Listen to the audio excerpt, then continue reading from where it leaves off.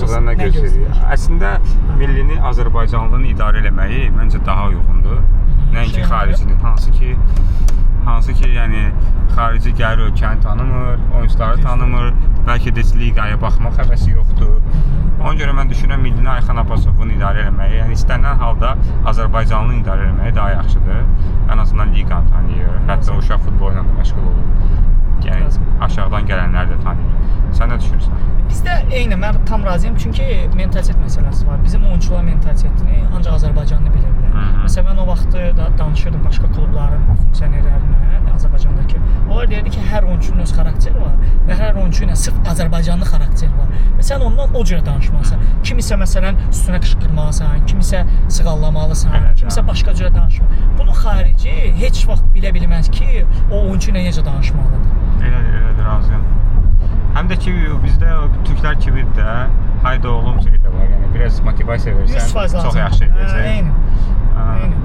Mən sabahki oyunda düzdür, qələbə gözləyə bilmərik təbii ki.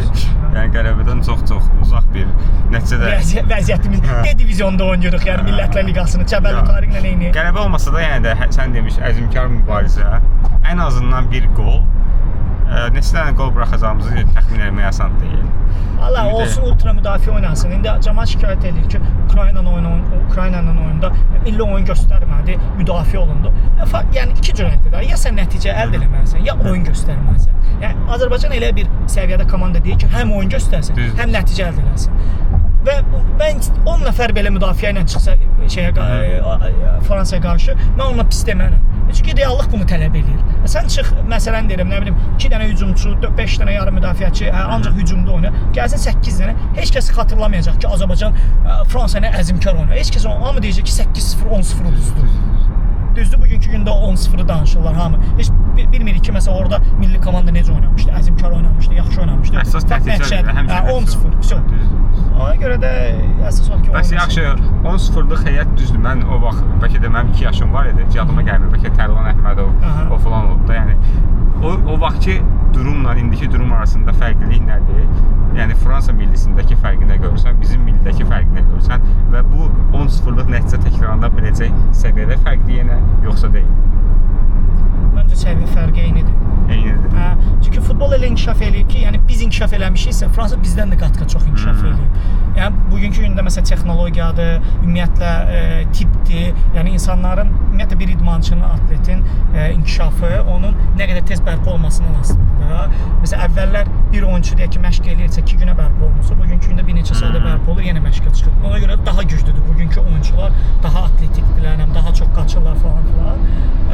Bizimkilər də inkişaf eləyir, amma o müqayisədə onların inkişaf şeyi qat-qat çoxdur. Düzdür.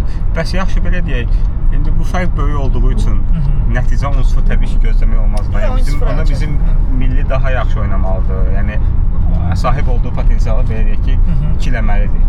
Sabahki ən azından yaxşı bir nəticə ilə geri dönək. İki zamanədə bir də bir məsələ var da. Məsələn, oyunçular oynayırlar və daha çox dünya görür, baxır bu oyuna.